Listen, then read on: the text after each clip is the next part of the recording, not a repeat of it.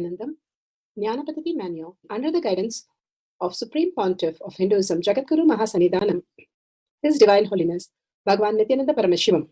Let's start with the Sadguru Vandanam. Nithyanandam Paramasukhanam Kevalam Jnanamurtim Dvandvatitam Gaganasadushnam Tattvamasya Lakshmyam Ekam Nityam Vimalamachalam Sarvadi Sakshi Bhutam Bhavatitam Trigunarahitam Sadgurum Tam Namami. Let's go through the disclaimers. Security measures. No photography, video, audio recording. Important cautions.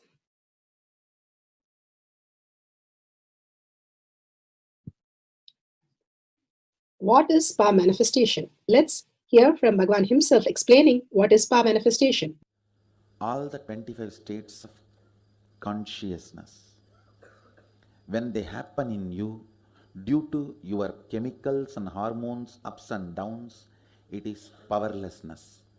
When it happens in you, out of your free will and consciousness, it is powerfulness. That's all. When you fall into sleep, it is powerlessness.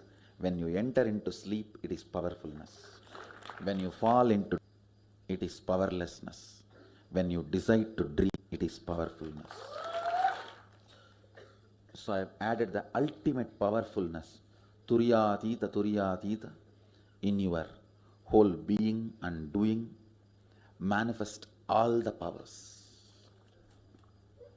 Understand, power manifestation is nothing but cognitive shift.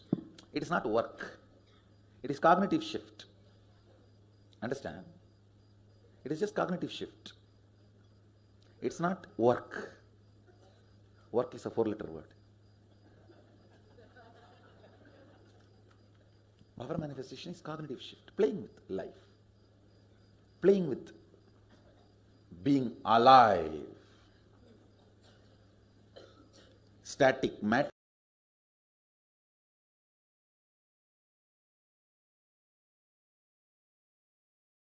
Beautifully, Bhagwan explained what is power manifestation, becoming alive, making the conscious sovereignty as your reality. It's a science because millions have experienced it, and each one of us can experience the prasada from Bhagwan. Science of power manifestation is authentic, time-tested, scientific and foolproof. The pramanas for the power of mind reading. The Shastra Pramana, the eternal unchangeable truth revealed in the source scriptures, the Vedas and the Agamas. Apta Pramana, the experience and the results of the Aptas. Aptas are the Rishis, Munis, Ganas, Nainamas, Alvas, Siddhas, Yogis, Yoginis, Devatas, Devas, all of them, millions of them, who have manifested all the powers of Paramashiva. Atma Pramana, account of His Divine Holiness, Bhagwan Nithyananda Paramashivam, this millennium's avatar's personal experience of power manifestation. Bhagwan's very own Leela, to showcase how a cognitive shift or detox can make us experience a superconscious breakthrough. Shakshi Pramana, an experience of the millions of disciples, devotees, followers all around the world, manifesting the powers of Paramashiva, initiated by Bhagwan himself. Bhagwan beautifully says, whoever comes to the Kailash courtyard, he himself will be present in each one of us and manifest all the realities. Pratyaksha Pramana, the scientific study measuring the effect of being in the enlightened state. Again, Bhagwan beautifully gives us in the Artha Shastra all the scientific study behind the power manifestation. The science of power manifestation is authentic, time-tested and foolproof. For the power of mind reading, the Shastra Pramana is from Shiva Sutra 1.15.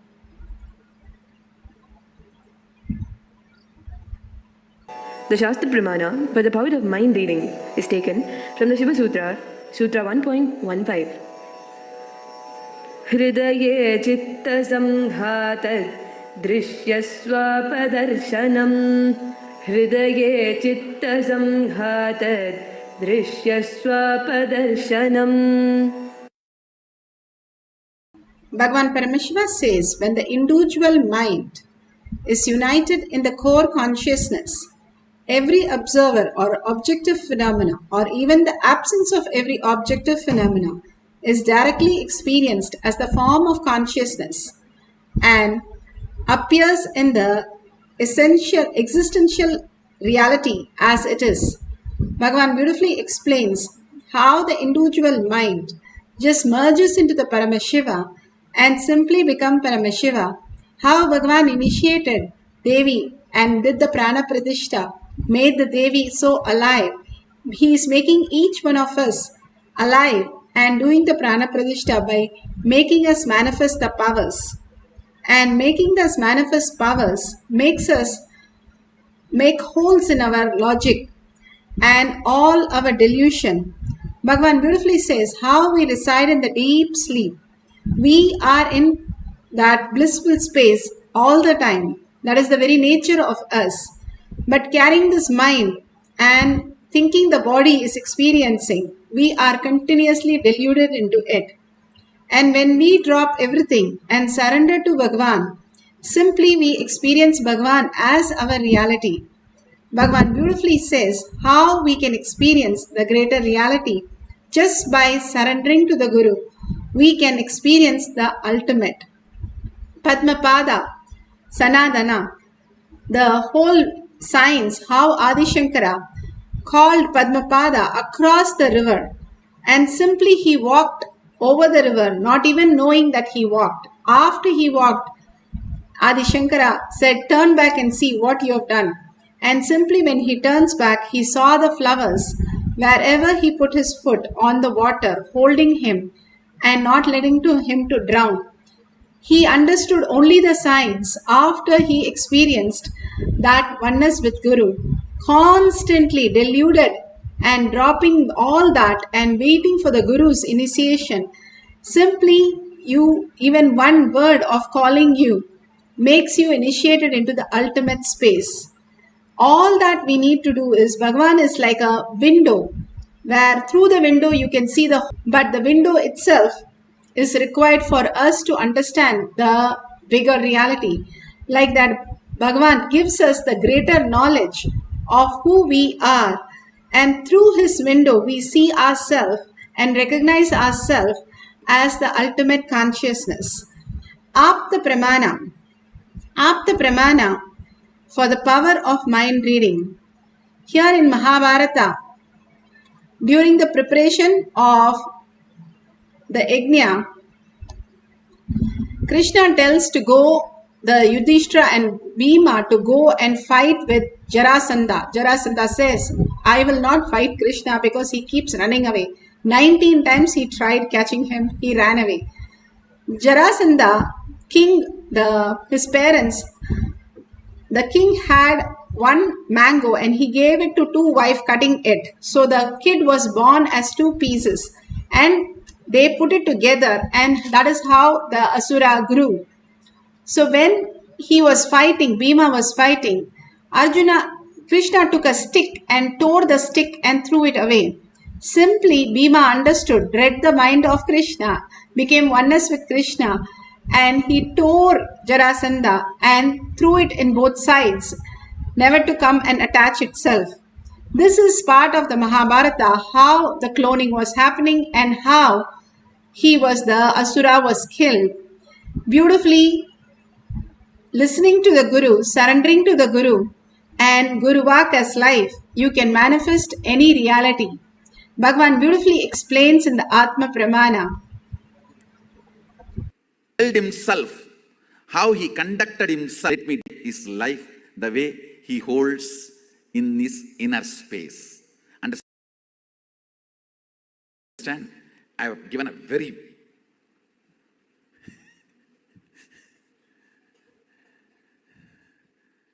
important sacred secret of Guru-disciple relationship, which forms the fundamental, foundational, first principle of Sanatana Hindu Dharma. Understand the primary, fundamental, foundational, first principle of Sanatana Hindu Dharma is Guru-disciple relationship. Everything starts there, everything ends there.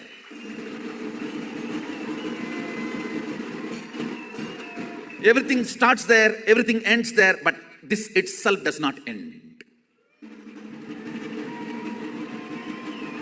The Guru-disciple relationship, everything starts there, everything ends there, but the relationship itself never ends. I've given you most important sacred secret to have that relationship in his best way. He was always demanding verbally, expecting me to stand up to his expectation. Anyakara.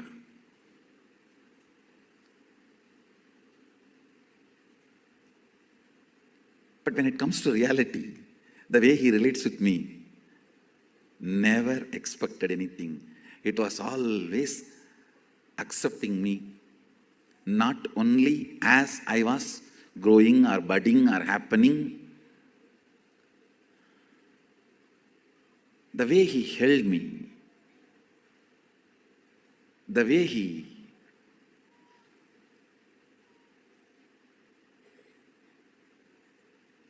carried me in life.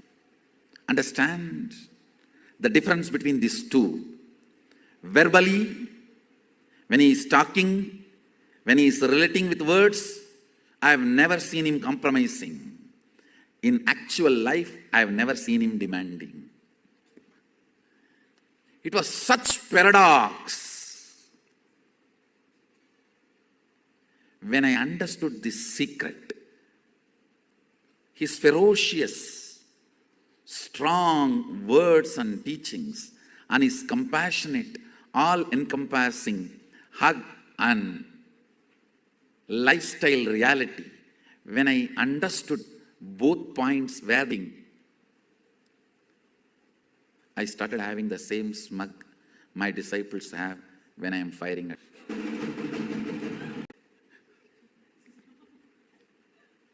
Here I will be literally screaming in the decibel of Surya Chandra. The fellow is standing there and coolly romancing. The way my eyebrows are going up and down, my lips moving right, left. His pace is always racing. His state acceptance, his pace always racing. A unique paradoxical truth. If you realize this truth, you will have the best relationship of your being, guru-disciple relationship.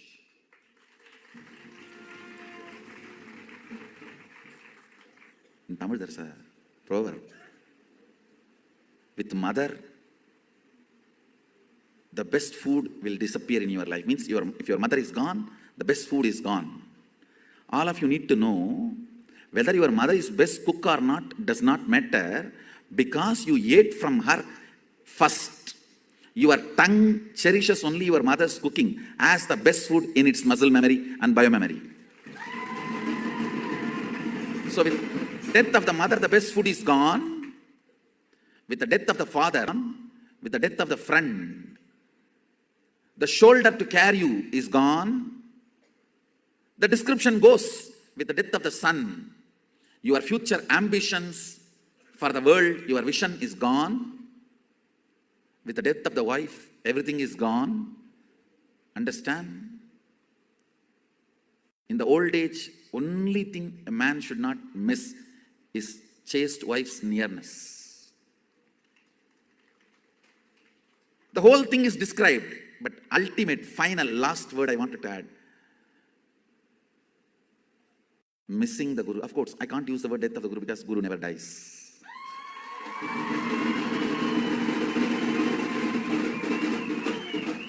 Missing the Guru's physical presence. After that, nothing else is there for you to lose. I don't even want to say it is depression.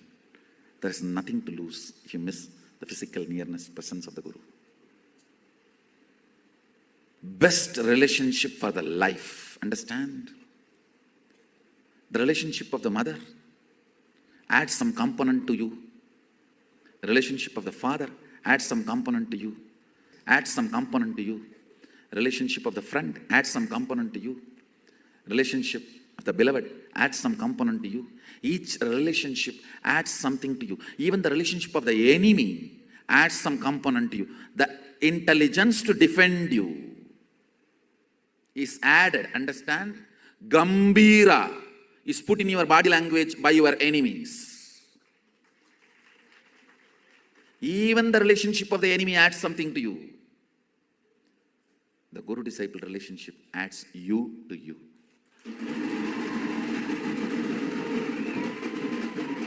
That adds you to you. Today I'll just try to explain as it is, uncensored, unedited, my relationship with my Guru, Arunagiri Yogi Ishvara. Why it evolved, flowered, blossomed, finally the ultimate oneness happened. If I remember, I can give you 100 points. Even the beauty, the grace of his hair, even all those things are 1 points.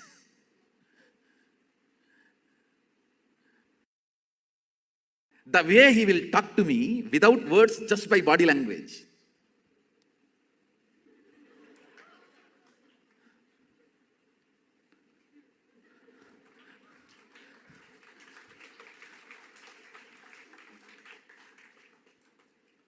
There will be such deafening sound, especially in the noon times when there is a gap in the temple. The temple, usually, the majority of the time I spent with him is only in the temple. Noon, there will not be any puja. There will be break. In Agamic tradition, after the Uchikala puja, till Sayarakshay, neither public will be allowed. When I am sitting, gazing, drinking literally his beauty and grace, I don't even want to use the decent words, raw. Let me use very raw words. The way he appears and looks and shape and size.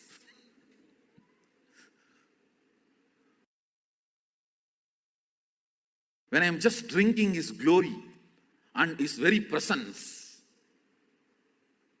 very light, very heavy. If you see him, he appears such light being. Many times I will have a doubt, bone and flesh inside his skin.